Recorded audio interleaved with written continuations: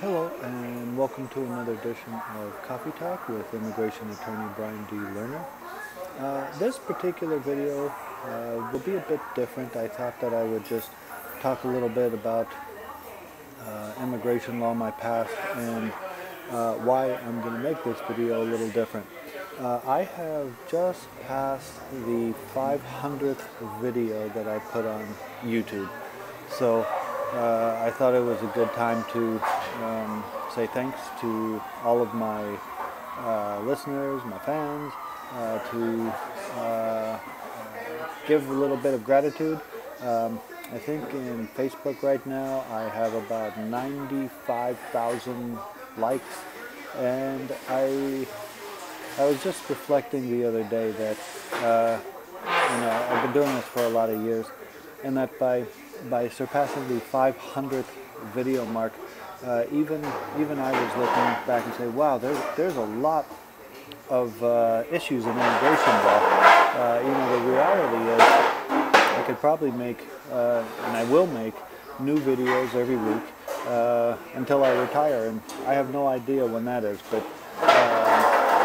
the thing about immigration law is it's like a humongous puzzle, and the 500 videos that I've done essentially takes a little piece of the puzzle and puts it together, and after 500 videos or so, you get a little bit more idea of what immigration law is, but still yet, I'm certain there's most likely room for another 2,000-3,000 immigration videos.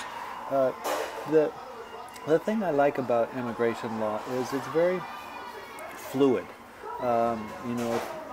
If you learn one area, then it doesn't mean it's going to stay like that forever, because the reality is that under immigration law, you can really,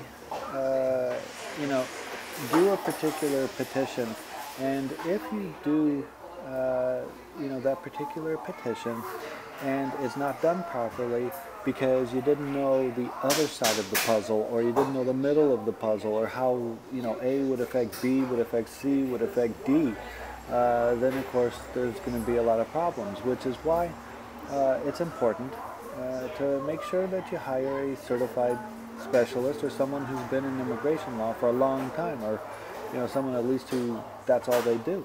It's really not a part-time or a partial law, where you can do a little bit of bankruptcy, a little bit of real estate, a little bit of personal injury, and a little bit of immigration.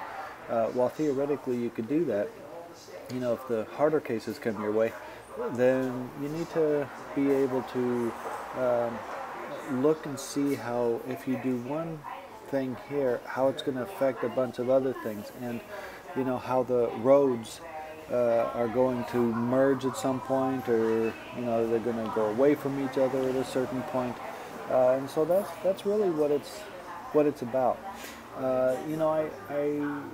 I'm very thankful that I did get into immigration law. The reality is that I used to be, 20-some years ago, I used to be in civil litigation, and that's where companies sues person, person sues company, person sues person, whatever it is, and they end up getting a money judgment. And the reality is nobody's really happy at the end. Even if they won, they paid a ton of money for attorney's fees, and even if they got the judgment, then they have to collect on it, and it's just a never-ending process. But immigration law, you are changing people's lives. Think about it. If you're like in deportation proceedings, and your whole family is here, and you're going to be deported, that certainly isn't going to have effect just on you. It's going to have effect on your family, your friends, your employer.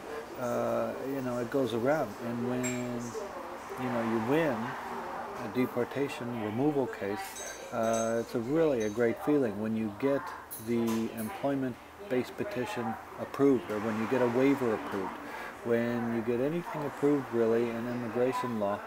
it's a great feeling to know that you're helping the immigrant community.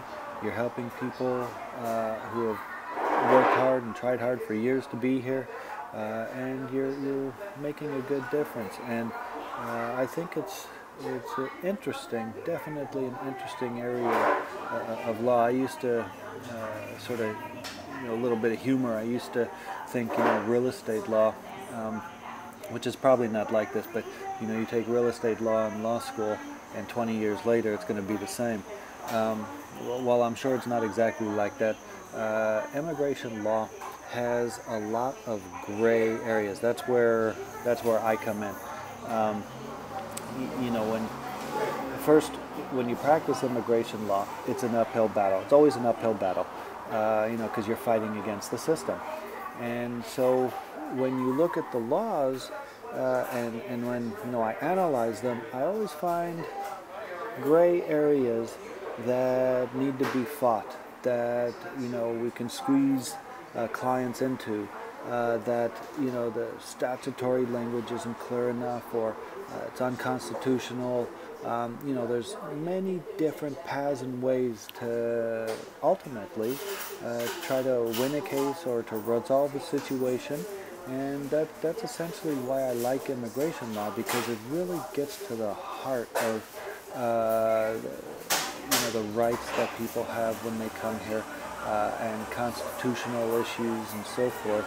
And so I will continue to make the videos.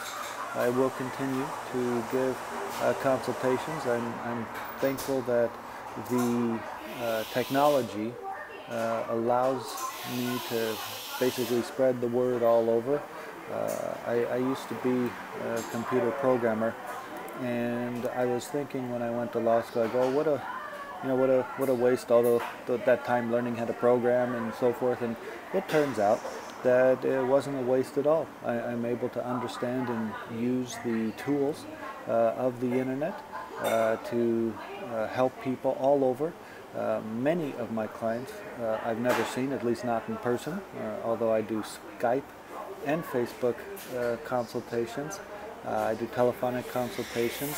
The whole immigration system that I have in my office, it's all internet based. I could be in China one day and on a train going to San Francisco the next day, using Wi-Fi, and have access to the office, have access to everybody. I remember just the other day I was going on a business flight, and they had go-go wireless on the plane. And even now it's still kind of amazing that you could be flying at 35,000 feet and communicating with your office staff, giving consultations, answering emails, and working on case files, all while sitting at a seat on an airplane with the computer. So I myself am turning my office electronic, paperless, although it's taking years to do that, but it's still happening.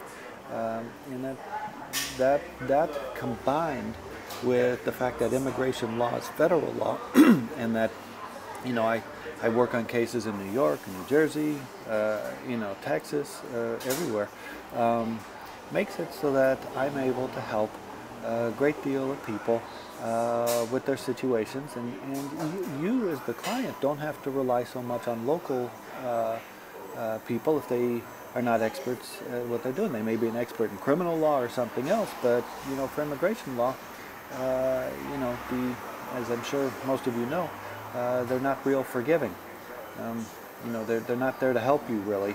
They are there to process whatever's in front of them, and they are there to do whatever it is you gave them to do. And many times it's to say no.